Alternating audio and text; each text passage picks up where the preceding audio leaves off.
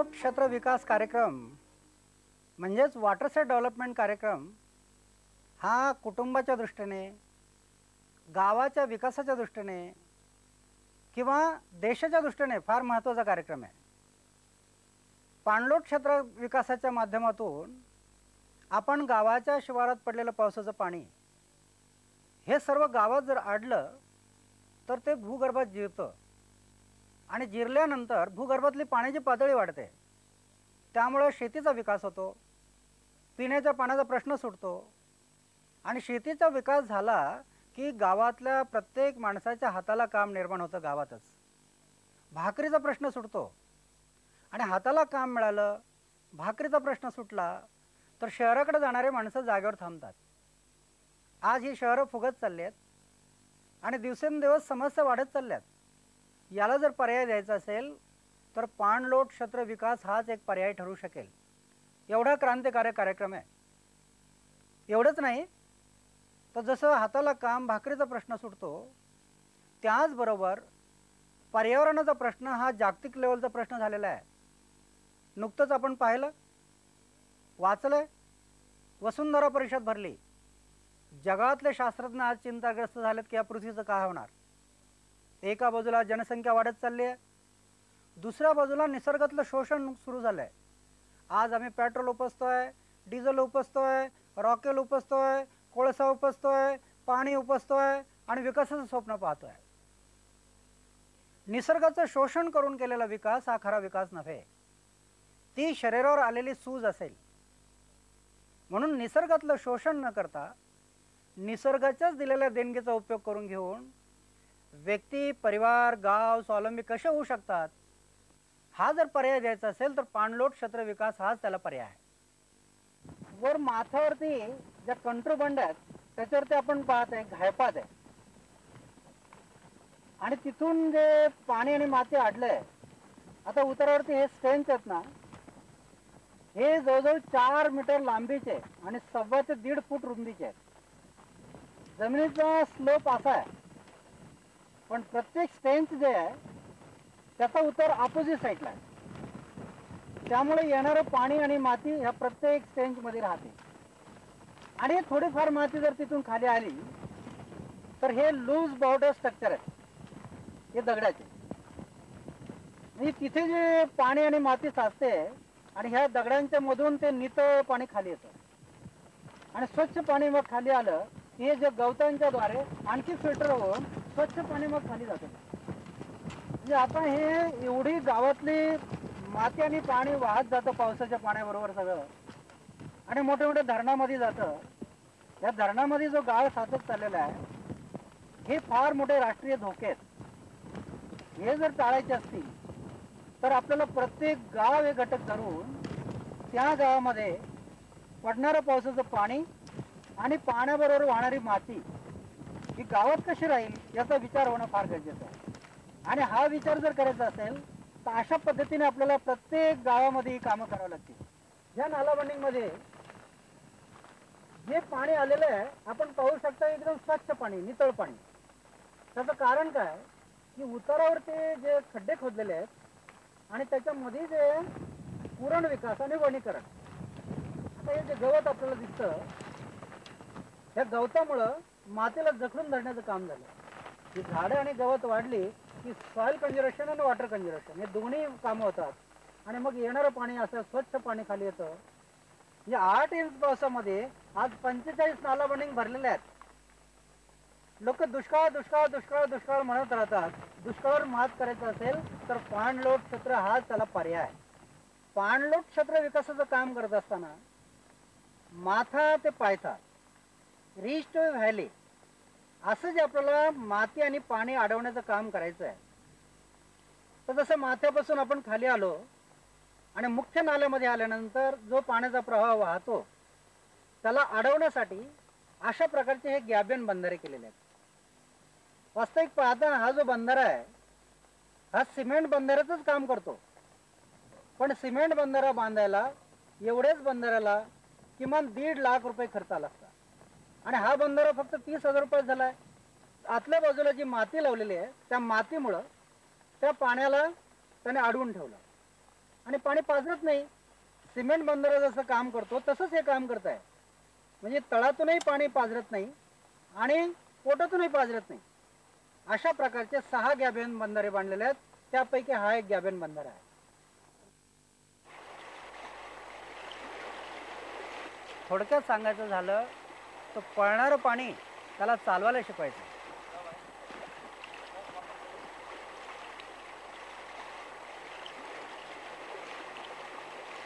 आणि चालणाऱ्या पाण्याला थांबवायला शिकायचं.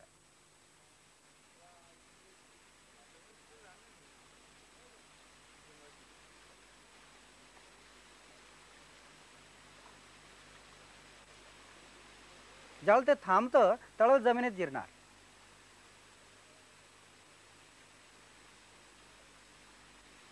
पाणलोट क्षेत्र विकासानंतर पाण्याचं नियोजन हा महत्त्वाचा भाग आहे. जर पाण्याचं योग्य प्रकारे नियोजन नाही झालं तर पाणलोट क्षेत्र विकास या कार्यक्रमाला विशेष अर्थ राहणार नाही. राळेगण सिद्धीमध्ये पाण्याचं नियोजन करण्यासाठी 10 शेतकरी, 15 शेतकरी, 20 शेतकरी, 25 शेतकरी असे ग्रुप केले. त्या ग्रुपची एक सामुदायिक विहीर खोदली. प्रत्येक विहिरीची कोऑपरेटिव्ह सोसायटी केली. शेतकऱ्यांना पाण्याचे रेशनिंग कार्ड केले. पाणी वाटण्यासाठी माणसं ठेवली आणि वर्षाला पाणी पट्ट्या आकारल्या. जसं आपण पाहतो की पद्मावती पाणी पुरवठा संस्था, संत ज्ञानेश्वर पाणी पुरवठा संस्था, संत तुकाराम पाणी पुरवठा संस्था, अशा ह्या सर्व संस्था केलेल्या आहेत.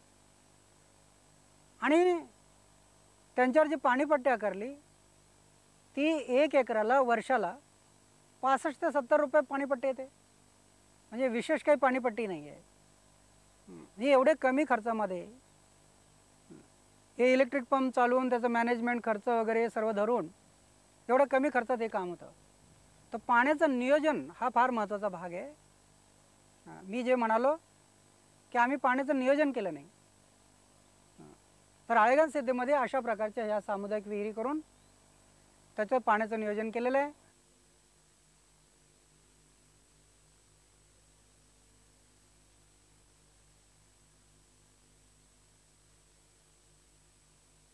निसर्गातलं शोषण न करता निसर्गाच्याच दिलेल्या देणगीचा उपयोग करून घेऊन व्यक्ती, परिवार, गाव स्वावलंबी कसे होऊ शकतात हा प्रश्न सोडायचा असेल तरी त्याला पाणलोट क्षेत्र विकास हाच एक पर्याय आहे.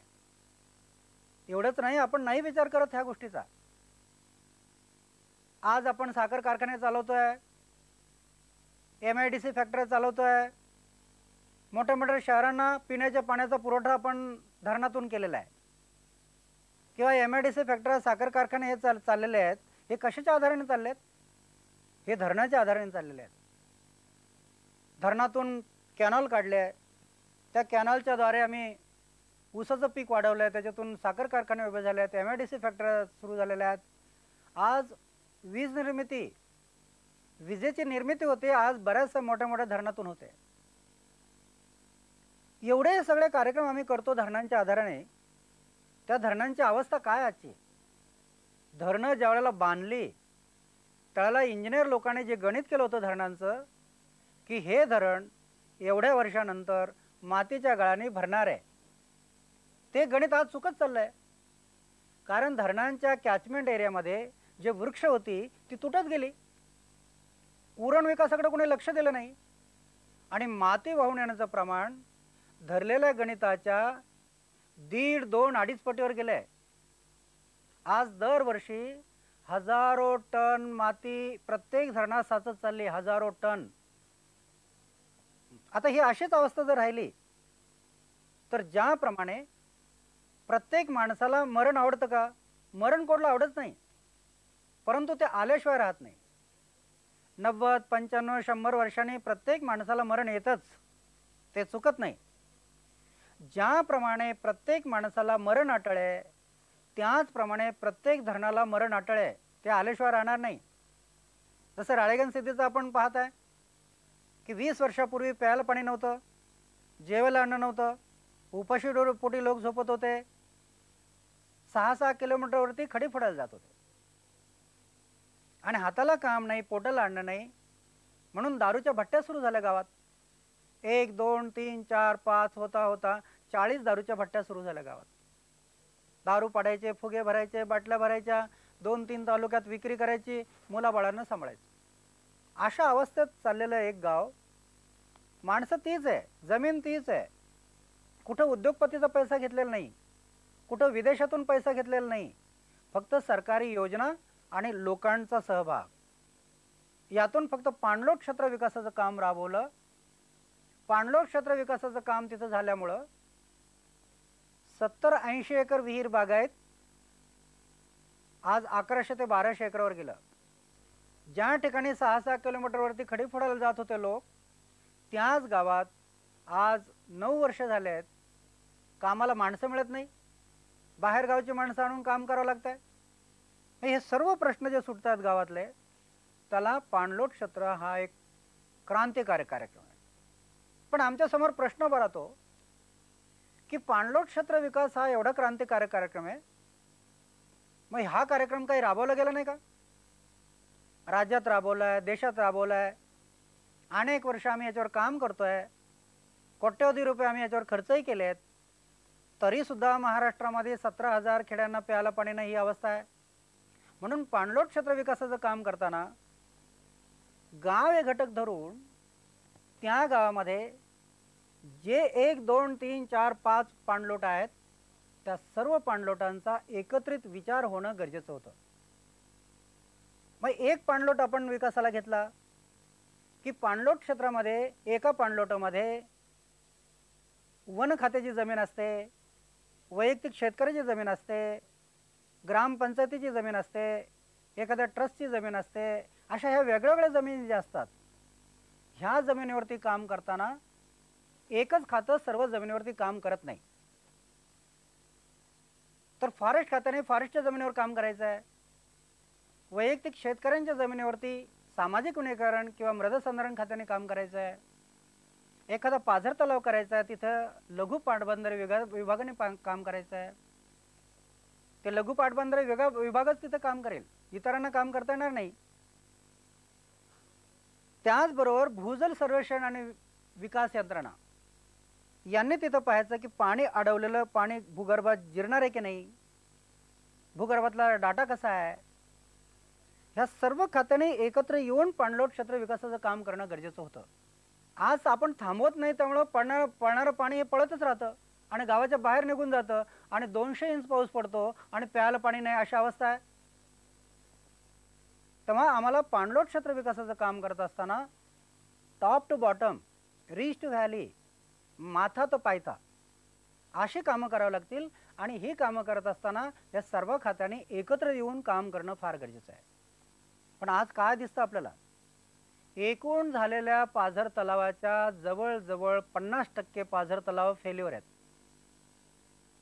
फेल्युअरमध्ये काय, पाणी येतं पावसाळ्यामध्ये, पाणी साचतं, तलाव भरतो आणि 2 महिन्यामध्ये ड्रेन होऊन निघून जातं. त्याला अडवून जिरण्याची जी प्रक्रिया व्हायला पाहिजे ती होत नाही. त्याचं कारण पाझर तलाव करत असताना पाया पक्क्यापर्यंत खोदायला पाहिजे होता, तो खोदला नाही. काळी माती त्याच्यात भरायला पाहिजे होती, ती भरली नाही. पाणी टाकून त्याच्यावर रोलिंग व्हायला पाहिजे होतं, ते झालं नाही. भिंतीमध्ये ज्या लेवलला पाणी साचणार आहे तिथपर्यंत भिंतीच्या मध्ये काळ्या मातीची पट्टी द्यायला पाहिजे होती, ती दिली नाही. आज आपण पाहतो वनीकरणामध्ये स्वातंत्र्यानंतर वनीकरण एवढ्या मोठ्या प्रमाणात झालेलं आहे की वन जे लावून झालं आमचं त्याचं जर गणित पाहिलं आपण तर आज कुठेही जमिनीवरती झाड लावायला कुठेही जमीन शिल्लक नाही, एवढे वन लावून झालेत. पण आज प्रत्यक्ष पाहिलं तर 12% जमिनीवर झाडं नाहीत. त्याचं कारण झाडं ज्यावेळेला आपण लावतो त्यावेळेला खड्डा कुठल्या वेळेला खोदायचा, तो कधी भरायचा, वृक्ष लागवडीचा वेळ कधी असतो, खुरपणी कधी करायची, हे सर्व तंत्र आहे. आणि हे तंत्राप्रमाणे जर काम केलं तर ते वृक्ष मरत नाही. मग माझं सांगण्याचं तात्पर्य एक आहे की पाणलोट क्षेत्र विकासामध्ये टेक्निकल दोष राहू नये, अशा प्रकारची खबरदारी पुढच्या काळात घेणं फार महत्त्वाचं आहे. आणि तिसरं नॉर्म्स. गव्हर्नमेंटचे नॉर्म्स, की काही काही नॉर्म्स अशा प्रकारचे केलेले कधी काळी, तेच नॉर्म्स आम्ही चालू ठेवले. उदाहरणार्थ, एक नाला बंडिंग करायची आहे, मग 100 एकर जमिनीवर पाणी पडलं तरच नाला बंडिंग करायची आहे. हे चुकीचे नॉर्म्स आहेत. किती पाणी अडवायला किती खर्च करायचा, यापेक्षा प्रत्येक गावातली मोठ्या प्रमाणावर जाणारी माती ही गावात कशी राहील याचा विचार होणं फार गरजेचं आहे. हे राष्ट्रीय धोके आता निर्माण होत चालले आहेत, याचा आम्हाला विचार करावा लागणार आहे. म्हणून 100 एकर जमिनीवर पाणी पडलं तरच नाला बंडिंग करायची, हे नॉर्म्स चुकीचे नॉर्म्स होते. 10 एकरचं हेक्टरचं सुद्धा तुम्हाला पाणी अडवणं गरजेचं आहे. आणि अशा प्रकारचं ज्यावेळेला हे मुद्दे समोर आले, आता शासनाने ते निर्णय घेतले. अजूनही काही काही नॉर्म्स चुकीचे आहेत. जसं CCT सॉइल कन्झर्वेशन काम करतं, फॉरेस्ट डिपार्टमेंट काम करतं, सामाजिक वनीकरण काम करतं. ही वेगवेगळे खाते काम करतात, पण रेट वेगवेगळे. काम एकच, पण मजुरांना देणारे रेट वेगवेगळे आहेत. तर हे कुठेतरी याच्यावर विचार होणं गरजेचं आहे. म्हणून ह्या 2-3 गोष्टी फार महत्त्वाच्या आहेत पाणलोट क्षेत्र विकासामध्ये. एक तो reach to valley, top to bottom, त्याच्यामध्ये टेक्निकल दोष राहू नये. तिसरं गव्हर्नमेंटचे नॉर्म्स. आणि चौथी गोष्ट एक फार महत्त्वाची आहे की पाणलोट क्षेत्र विकासामध्ये जोपर्यंत तुम्ही लोकांचा सहभाग घेत नाही, तोपर्यंत पाणलोट क्षेत्र विकासाचं काम कधी यशस्वी होणार नाही. पाणलोट क्षेत्र म्हणजे बऱ्याचशा लोकांना असं वाटतं केटीवेर बांधायचे आणि सिमेंट बंधारे करायचे. पाणलोट क्षेत्र विकास म्हणजे केटीवेर नव्हे. तर पाणलोट क्षेत्र विकासामध्ये जे टॉप टू बॉटम आम्हाला यायचं आहे, तर वरती टॉप पासून येत असताना कुरण विकास आणि वृक्ष लागवड ही फार महत्त्वाची आहे. आणि वृक्ष आणि कुरण विकास कधी होईल? लोकांचा सहभाग ज्यावेळेला तुम्ही घ्याल त्याच वेळेला ते काम यशस्वी होईल. त्यासाठी चराई बंदी महत्त्वाचं आहे. जनावरं ज्यावेळेला तिथं सोडायचे लोक बंद करतील, त्याच वेळेला तुमचं गवत वाढेल, त्याच वेळेला ती झाडं वाढतील. आणि झाडं आणि गवत वाढलं की जमिनीवरती एक आच्छादन तयार होईल. त्याच्यामुळे काय होईल की पडलेला पावसाचा जो गतीने येणारा थेंब, त्याची गती थांबवतील ते गवत आणि झाडं. आणि ते जमिनीवर आलं की हळूहळू ज्यावेळेला पाणी व्हायला लागतं, ते गवतांच्या मधून गाळून पाणी येईल, अडखळत येईल. आणि गवताच्या मुळ्या किती असतात? 6-7 इंच खोल असतात. पण अडखळत आलेलं पाणी त्या गवतांच्या मुळ्यांच्या द्वारे जमिनीत जिरवायला मदत होते. ते जमिनीत जिरतं. आपण पहा ना, मी एक उदाहरण नैसर्गिक आपण घेतलं तर आपल्या लक्षात येईल की उदाहरणार्थ एका माणसाच्या डोक्यावर केस नाही आहे आणि अशा डोक्यावरती आपण तेलाचे 2 थेंब टाकले, भरकन खाली येतात. आणि केस असणाऱ्या डोक्यावरती एक चमचाभर तेल टाका, लवकर खाली येत नाही. अशा प्रकारचं जमिनीचं व्हायला पाहिजे. आच्छादन एकदा जर झालं तर ते एकदम भरकन वाहून येणारं पाणी ते भरकन येत नाही, अडखळत येतं, जमिनीत जिरतं. आणि त्यामुळं मातीला जखडून धरण्याची ताकद असल्यामुळं माती वाहत नाही, पाणी वाहत नाही. पाणी अडवलं, पण पाणी अडवलेलं सर्व जमिनीत जिरतं का? सर्व ठिकाणी पाणी जिरणार नाही. काही ठिकाणी जमिनीमध्ये, भूगर्भामध्ये हॉट रॉक जो आहे तो 20, 25, 30 फुटावरती हॉट रॉक असतो. मग अडवलेलं पाणी नाला बंडिंग किंवा पाझर तलाव याच्याद्वारे अडवलेलं पाणी ज्यावेळेला भूगर्भात जिरतं, त्यावेळेला त्या हॉट रॉकच्या लेवलला ते पुढे सरकत असतं भूगर्भातून आणि कुठेतरी त्याच्या लेवलला बाहेर निघतं. म्हणून प्रत्येक ठिकाणी फक्त पाणी अडवून चालणार नाही, तर भूगर्भातला डाटा कसा आहे याचा विचार व्हावा लागेल. त्यासाठी भूजल सर्वेक्षण. मग काही ठिकाणी आपल्याला पक्का खडक जो आहे त्याला फोडून खाली जाण्यासाठी बोरने इंजेक्शन करावं लागतील, हायड्रो फ्रॅक्चरिंग करावं लागेल, हायड्रो ब्लास्टिंग करावं लागेल, वेल जॅकेट करावं लागतील. त्यावेळेला पाण्याचा प्रश्न सुटेल. म्हणून हे काम करत असताना आपल्याला नुसतं पाणी अडवून भागणार नाही, तर ते भूगर्भात कुठे जिरण्यासारखी परिस्थिती आहे त्याचा डाटा हा पाहावा लागणार आहे. तरच आपल्याला खऱ्या अर्थाने पाणलोट क्षेत्र विकासाचा रिझल्ट मिळतील. ते टॉप टू बॉटम हे काम करत असताना वरती जसे कंट्रोल बांधे आहेत, CCT आहे, लूज बॉर्डर स्ट्रक्चर आहे, गली प्लगिंग आहे, कुरण विकास आहे, वनीकरण आहे, नाला बंडिंग आहेत, भूमिगत नाला बंडिंग आहेत, गॅबियन डॅम्स आहेत, चेक डॅम्स आहेत, असं सिरीजमध्ये यावं लागेल. टॉप टू बॉटम येत असताना वरच्या माथ्यापासून हे सर्व स्ट्रक्चर, हे सर्व उपचार अशा पद्धतीने आपल्याला तळापर्यंत करावं लागते. प्रश्न खरा आहे की पाणी जरी अडवलं आणि जिरवलं तरी पाण्याचं नियोजन करणं फार महत्त्वाचं आहे. जर पाण्याचं नियोजन नाही झालं तर फक्त पाणी अडवणं आणि जिरवणं याला अर्थ राहणार नाही. 50 वर्षापूर्वी जिथे बैलाच्या मोटा चालत होत्या त्या बंद झाल्या आणि इलेक्ट्रिसिटीमुळं इलेक्ट्रिक पंप सुरू झाले, रात्रंदिवस पंप सुरू झाले. पाणी उपसलं उपसलं उपसलं उपसलं उपसलं, विहिरी कोरड्या झाल्या. मग आम्ही बोरवेलकडे वळलो. आता बोरवेल 200 फूट, 250 फूट, 300 फूट, 400 फूट, 500 फूट, 600 फूट बोरवेल. म्हणून आपण यापुढच्या काळामध्ये ज्यावेळेला पाणी अडवतो जिरवतो, पण पाण्याचं नियोजन. मग कमी पाण्याची पिकं आपल्याला कशी घेता येतील? इकडे पाणी अडवलं, पाणी जिरवलं आणि ऊसाची पिकं घ्यायला सुरुवात केली तर पुन्हा पाण्याची पातळी खाली जाईल आणि प्यायला पाणी मिळणार नाही. म्हणून कमी पाण्याची पिकं तुम्हाला घ्यावं लागतील. क्रॉप इन पॅटर्न त्यासाठी करावं लागेल आणि बोरवेलमधून आपण जे शेतीला पाणी देतो त्याच्यावरती कंट्रोल करावं लागेल.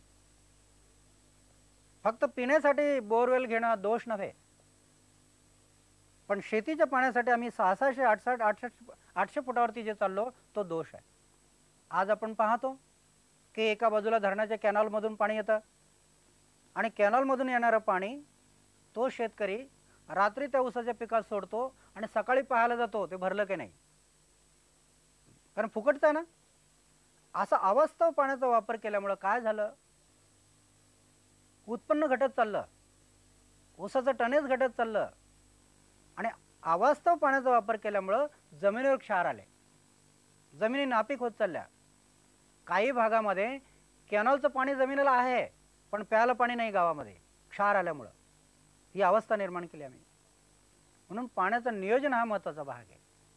पाणी अडवलं, पाणी जिरवलं तरी पाण्याचं नियोजन करणं हे फार महत्त्वाचा भाग आहे. त्यासाठी पुढच्या काळामध्ये ठिबक सिंचन मोठ्या प्रमाणावर करावं लागेल, स्प्रिंकलर सिस्टम मोठ्या प्रमाणावर करावं लागेल.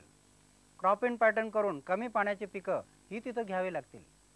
कारण पाणलोट क्षेत्र विकासाचं काम झालं, कृषीचा विकास झाला की डेअरी डेव्हलपमेंट होते, डेअरी डेव्हलपमेंट झाली गॅस प्लांट डेव्हलप होतात, गॅस प्लांट डेव्हलप झाले तुमचा गॅसचा प्रश्न इंधनाचा सुटतो, शेतीला खत मिळतं, त्याच्यातून उत्पन्न. ही एक सायकल आहे. ग्रामविकासाची जी सायकल आहे ही पाणलोट क्षेत्र विकासावरती गुंफलेली आहे आणि म्हणून आम्हाला पाणलोट क्षेत्र विकास हा कार्यक्रम पुढच्या काळामध्ये एक शास्त्रशुद्ध पद्धतीने करावा लागेल. शास्त्रशुद्ध पद्धतीने हा जर पाणलोट विकासाचं काम झालं तर खेड्यांच्या विकासाला, नवे ह्या देशाच्या विकासाला वेळच लागणार नाही. हा कार्यक्रम संपूर्ण देशाच्या दृष्टीने, नवे जागतिक दृष्टीने फार महत्त्वाचा कार्यक्रम आहे. हाच एक पर्याय आहे या देशाला सावरण्याचा.